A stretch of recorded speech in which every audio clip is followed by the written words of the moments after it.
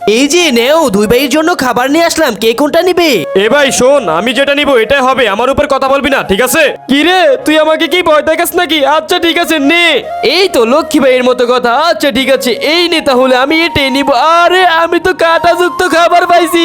বেশি চালাকি করতেছে, কাঁটাযুক্ত খাবার পাইছি, এগুলা কি খাওয়া যায় নাকি?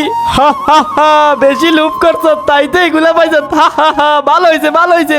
আরে আমার কি বুদ্ধি কম নাকি? আমি এগুলোই খাবো, দেখ এই তো এখন মুখ দিয়ে আমি কাঁটাগুলো বাইর করে নেই, তারপরে আমি এগুলোই খাবো। আমার কি বুদ্ধি কম নাকি? এই তো বাইর হয়ে গেছে, এখন আমি খাবো। মুয়া, মুয়া, সেই তুই কাঁটাযুক্ত খাবার নিয়ে তো ভাব দেখাস। আচ্ছা ঠিক আছে, দেখি তো আমি কি পাইছি। তার আগে তুমিও যদি চাও তোমার মা তোমার সাথে সারা জীবন থাকুক, তাহলে ভিডিওতে লাইক করে চ্যানেলটি সাবস্ক্রাইব করে দিবে। তারাই শুধু লাইক সাবস্ক্রাইব করবে যারা মাকে মন থেকে ভালোবাসে।